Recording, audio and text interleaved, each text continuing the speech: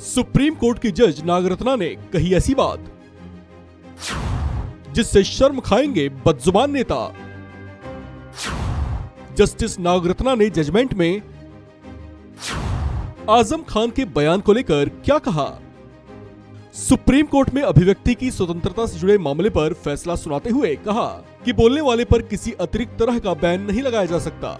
संविधान पीठ में शामिल रहे बाकी जजों से अलग जस्टिस नागरत्ना का फैसला इस पर अलग रहा।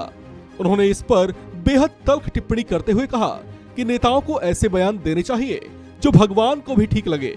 दरअसल सुप्रीम कोर्ट उस याचिका पर सुनवाई कर रहा था जिसमें उत्तर प्रदेश के बुलंदशहर में एक शख्स की पत्नी और बेटी के साथ जुलाई 2016 में सामूहिक तौर से गलत काम होने के बाद उसे समाजवादी पार्टी के नेता आजम खान ने राजनीतिक साजिश बता दिया था।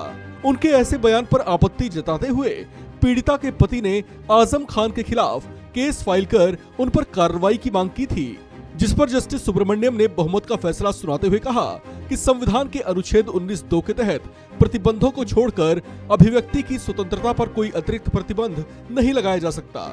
शीर्ष अदालत ने यह भी कहा कि एक मंत्री के बयान को अप्रत्यक्ष रूप से सरकार के साथ नहीं जोड़ा जा सकता, क्योंकि मंत्री खुद बयान के लिए उत्तरदायी है।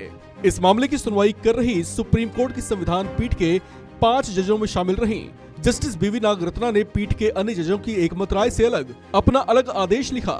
जस्टिस नागरत्ना ने कहा, भाषण और अभिव्यक्ति की स्वतंत्रता बेहद आवश्यक अधिकार है ताकि नागरिकों को शासन के बारे में अच्छी तरह जानकारी हो। हालांकि नफरत फैलाने वाला भाषण असमान समाज का निर्माण करते हुए मूलभूत मूल्यों पर प्रहार करता है और विविध पृष्ठभूमियों खास तौर से हमारे भारत जैसे देश के नागरिकों पर प्रहार करता है। किसी को तभी बोलना चाहिए जब वह धागे में पिरोए गए मोतियों की तरह हो और जब भगवान भी उसे सुने तो ही सही माने। अगर कोई मंत्री अपमानजनक बयान देता है तो ऐसे बयान के लिए सरकार को जिम्मेदार ठहराया जा सकता है।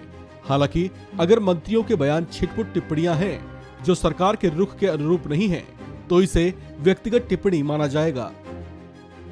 अपना फैसला सुनाते हुए जस्टिस नागरत्ना ने नफरत फैलाने वाली टिप्पणियों, बयानों और भाषणों आदि के बढ़ते मामलों को लेकर भी चिंता जाहिर की।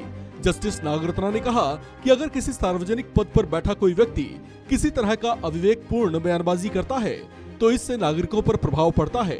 अपने जजमेंट में उन्होंने नसीहत भरे लहजे में ऐसे सार्वजनिक पदों पर आसीन सभी लोगों के लिए कहा कि ऐसा बोलिए जो भगवान को भी ठीक लगे।